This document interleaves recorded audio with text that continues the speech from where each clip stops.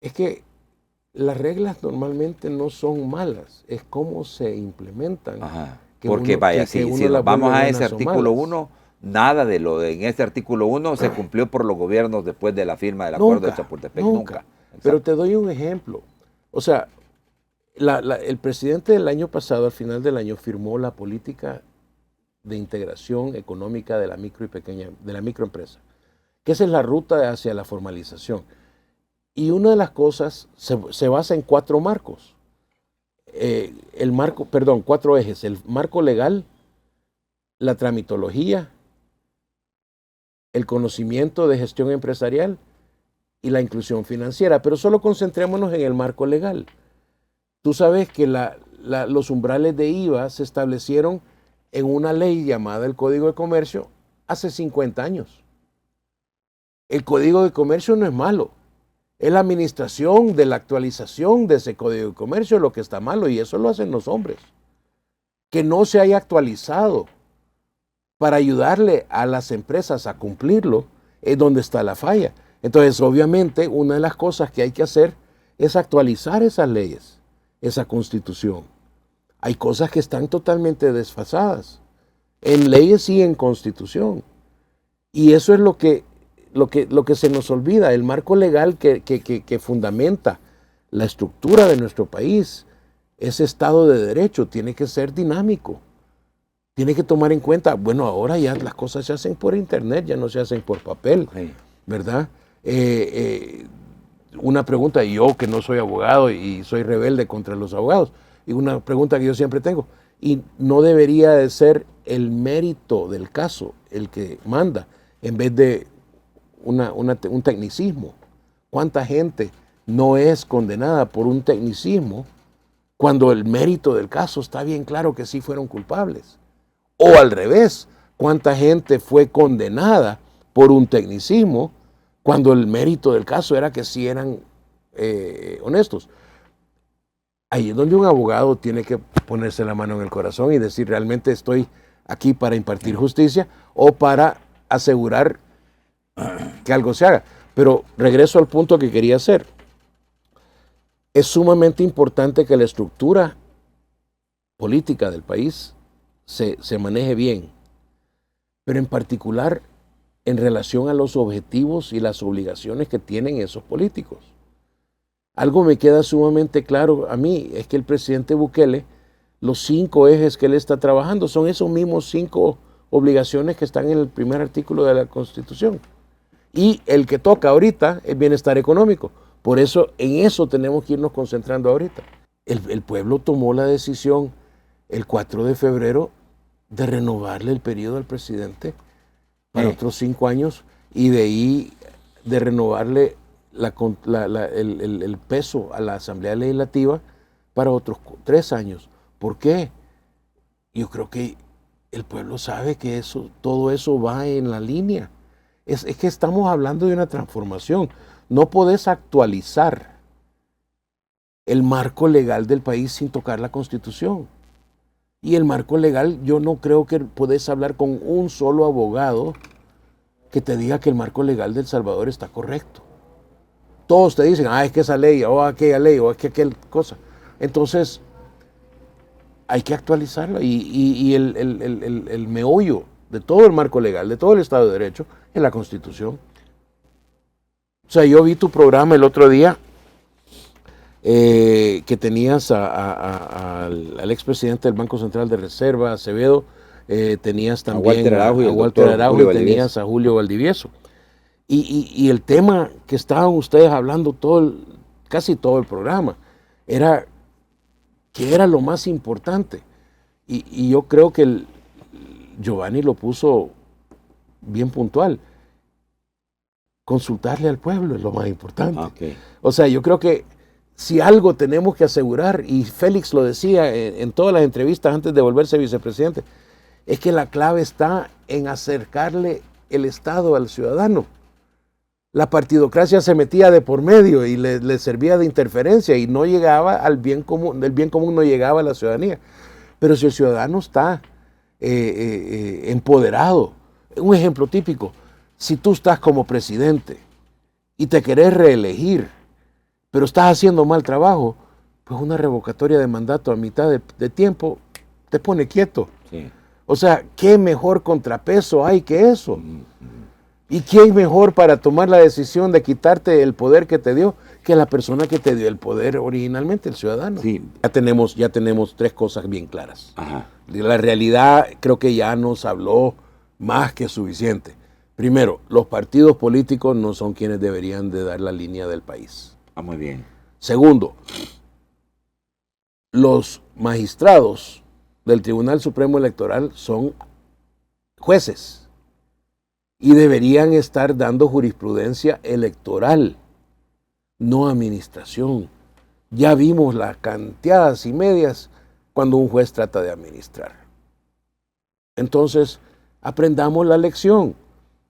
Separemos jurisprudencia de administración, pero para todos los jueces, incluyamos la Corte de Cuentas, incluyamos la Corte Suprema. Y asegurémonos que jurisprudencia es una cosa y administración es otra. Administración busca la efectividad y la eficiencia. Jurisprudencia busca la justicia, tanto la justicia social como la justicia legal. Entonces, eso nos simplificaría mucho. Y eso solo lo puedes hacer en la Constitución. Entonces, ¿qué te estoy diciendo? Sí. Y sin salirme de mi ámbito, porque realmente mi ámbito es el tema de la micro y pequeña empresa. Claro, claro.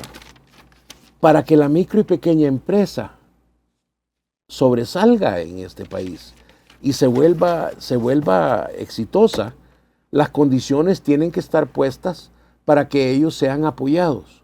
Pero apoyados no significa que les demos limosna o que les demos capacitación. Apoyados por las mismas leyes. Tú sabes que si yo le pido a alguien que es informal y microempresario que se formalice, así como están las leyes ahorita, lo quiebro. Y si lo quiebro él, quiebro a toda su familia, porque la gran mayoría de los que trabajan con él son sus familiares. Entonces, si yo no trabajo de una manera contundente en empoderar a ese ciudadano empresario con una legislación, un marco legal que lo apoya, entonces el 80% de la población que come gracias a esos empresarios va a estar mal.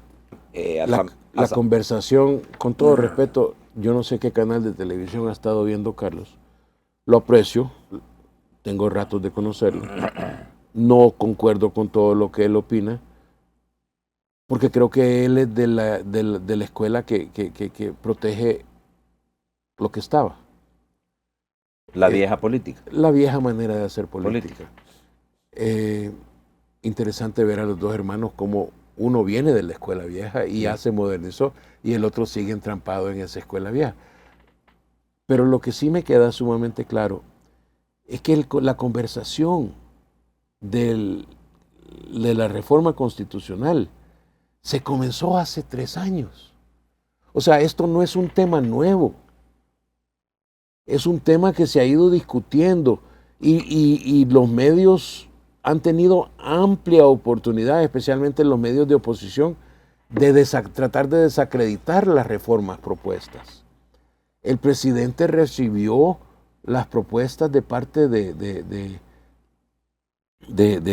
equipo del doctor Félix Ulloa hace, ¿qué? 1.5 años, 2 años.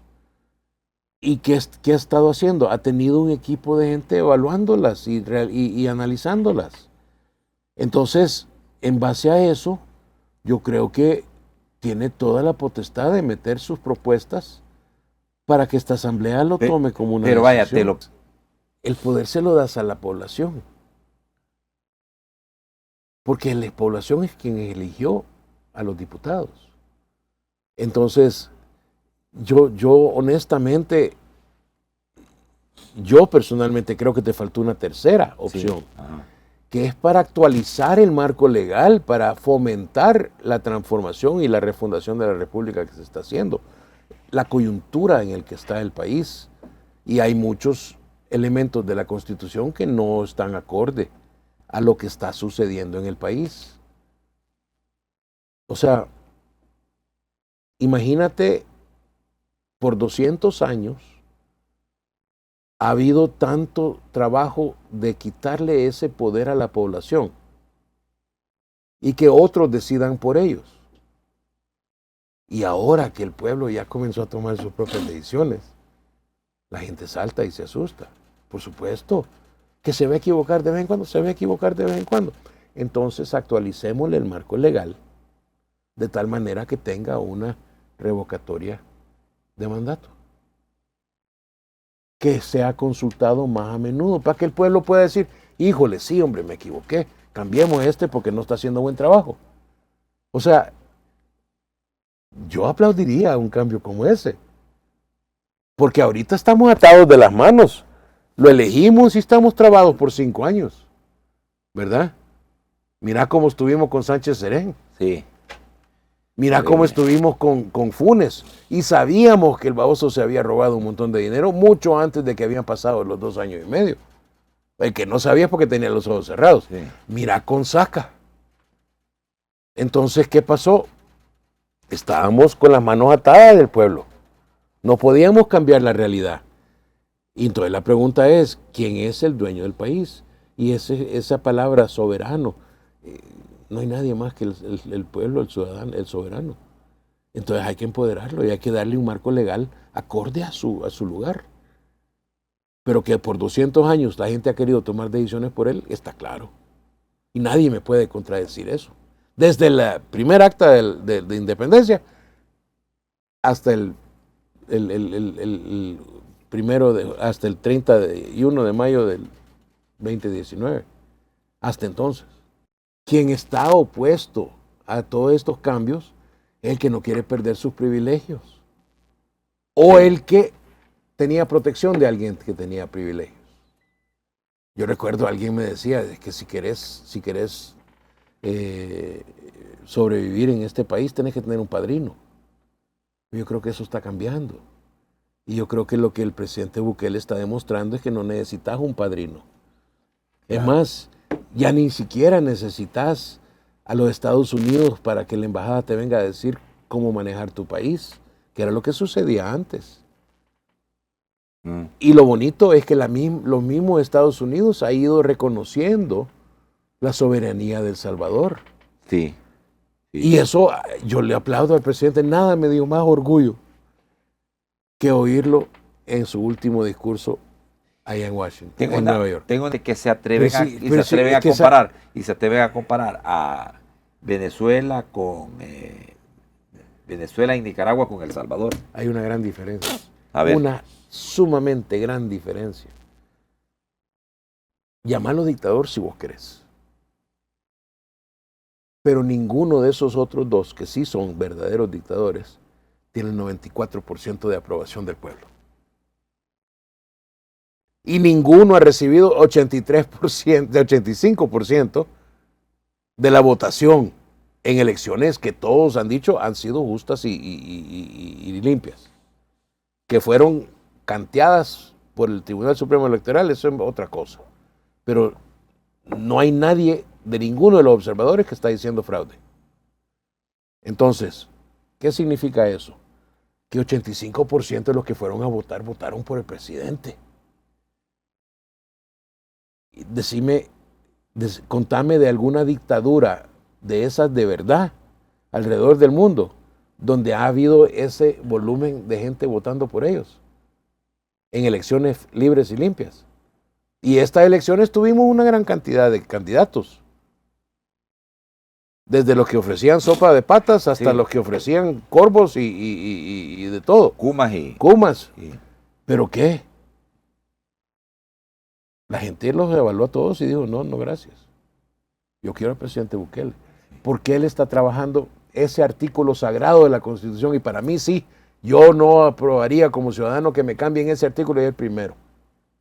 Porque esas 5 obligaciones del Estado no son negociables. O sea, se te vuelven la base para todos los demás artículos de la Constitución y para toda tu actuación como ciudadano o como funcionario. Entonces, una revocatoria de mandato, que no hayas cumplido uno de los 5, te cae. Habían 9 ambulancias, Nathan, en todo el país. Y ahora hay más de 140, incluyendo aéreas y navales. Remodeló los 30 y pico hospitales. Solo habían 35 camas UCI, incluyendo los hospitales privados. Sí. Y en menos de 4 meses teníamos 1,500 con respiradores. Sí, o sea, por Dios, si eso no es cambios transformadores tremendos, te mandan las medicinas a tu casa. Te dan una consulta telefónica. Estés en el pueblito más distante del país, te dan una consulta telefónica al 132. O sea, eso es salud. Mira, educación. ¿Quién decidía qué profesores iban a qué grado, a qué escuela? Los sindicatos antes. Y esa reforma educacional está en proceso y ya no, ahora van por mérito. O sea, hay cosas que están cambiando extremadamente fuertes y el currículo de los bachilleratos y la calidad de los estudiantes que está saliendo de bachillerato va a comenzar a cambiar. Recordate que eso toma tiempo porque obviamente el currículo entero toma 12 años, ¿verdad? Y ahora aún más porque también implica temprana edad. Y la influencia de la primera dama en eso, ella es experta en ese tema. Sí. Y con todo respeto, nunca antes hemos visto ese nivel de apoyo a los niños antes de entrar a la escuela. No, totalmente. Y sigo, porque seguridad es otra cosa. Y ya ni siquiera tenemos que hablar de eso, ya todo lo tenemos a flor de piel. Claro. Justicia social, cómo ha cambiado esa situación. Y bienestar económico es la prioridad para los próximos 5 años. ¿Qué hubiera hecho la población? Hacete esta pregunta. ¿Qué hubiera hecho la población salvadoreña si en junio o febrero del 2022 hubiera habido un plebiscito de revocatoria? ¿Crees que la gente hubiera votado por quitar al presidente Bukele? No. Y no había comenzado todavía el régimen de excepción. O sea, esto no es... Carlos Araujo te va a decir, es que la seguridad lo quiso votar por la gente. No. Él lo dice. Todas las cosas. Él lo dice, que el presidente gana por el tema de la seguridad. Solo preguntarte, si se hubiera hecho un plebiscito de revocatoria de mandato antes de que comenzara el régimen de excepción, ¿crees que la gente hubiera decidido quitar al presidente Bukele? Al contrario. El apoyo estaba súper fuerte entonces. Y lo puedes ver con todas las encuestas de Sid Gallup hasta de la UCA. Súper alto el apoyo y la aprobación. Lo que la gente no se esperaba es lo que iba a poder lograr con el régimen de excepción. Eso fue la cereza en el pastel. Digo, puerca, esto trae crema. Me encanta. Y ahora no solamente están con una aprobación fuerte para el presidente, sino que casi del 100%. Sí. O sea, perdón, pero... Si le sumás el error matemático a esa encuesta del 94%, estás casi en el 99%. Sí.